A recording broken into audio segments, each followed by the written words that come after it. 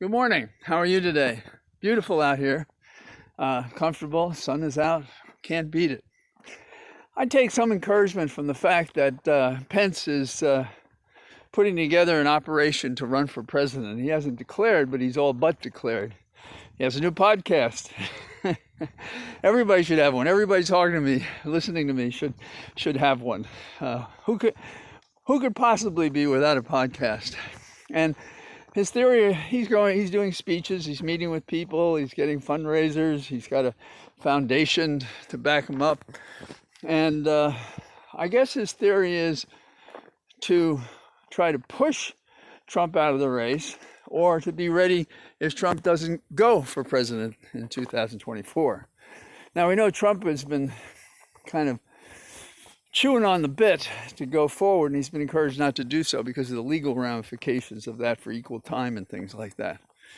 Now, you have to think that Pence has got to be one of the more unpopular people among the Trump cultists for failing to install Trump as president on January the 6th when he was asked to do so and to violate the plain meaning of the 12th Amendment to the U.S. Constitution about how electors choose our presidents, and it's a pro forma exercise by which Biden became the president-elect. So I think there's that problem.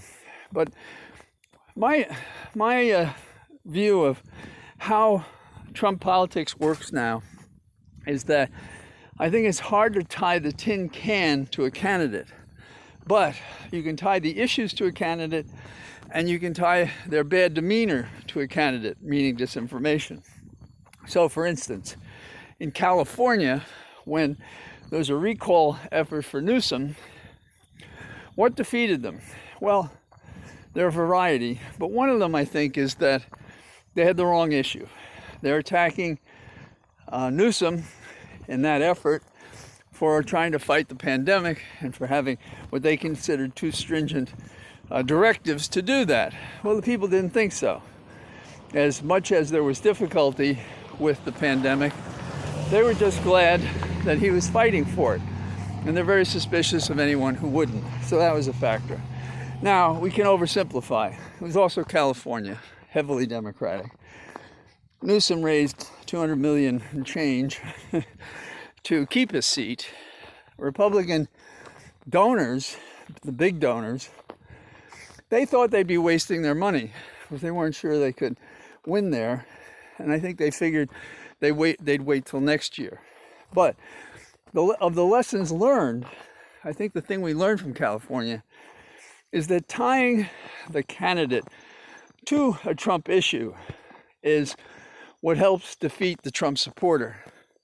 Tying a person just to Trump, vaguely, sounds a lot like what the Republicans did with Democratic candidates, tying them to Pelosi. It wasn't effective. And all you have to do is look at the election last year, 2020.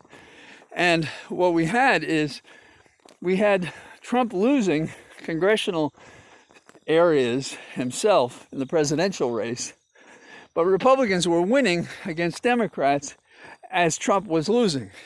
Now that shows us that the people are making distinctions.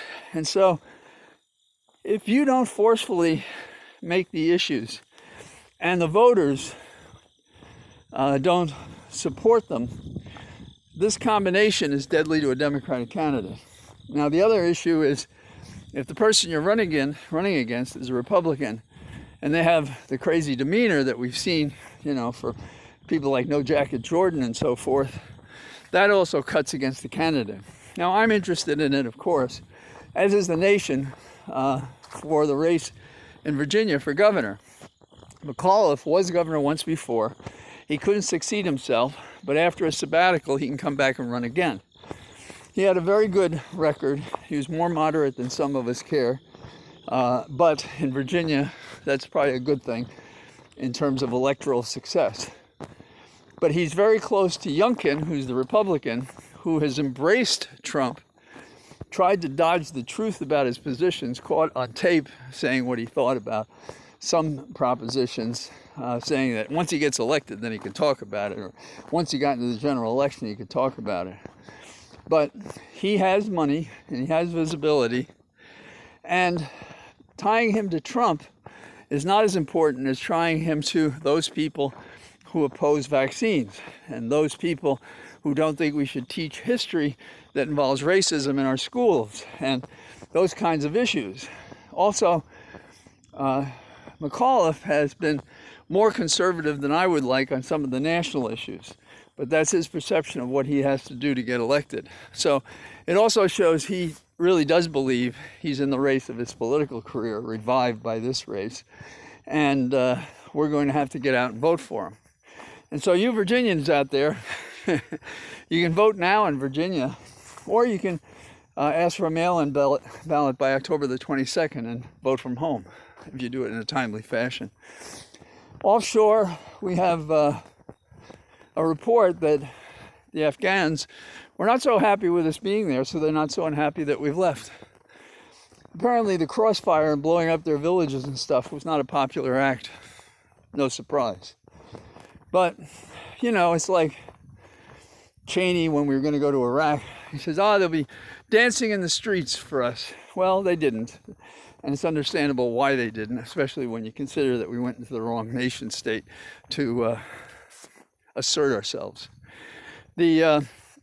Coming back home, the children in Tennessee are getting a bad deal because their parents don't know what they're doing. There's an upsurge in infections. It's no surprise they're not taking vaccines. Their parents aren't letting them do it. You would think we should have child protective services take these kids away from the parents because, you know, if they just get sick, that's one thing. But there's a high incidence of more than sickness, damage to organs of the body, and death. And so that's what's at stake. The parent that would suffer that on their child is no parent at all, in my opinion. In the category of abortions, we have good news out in Texas.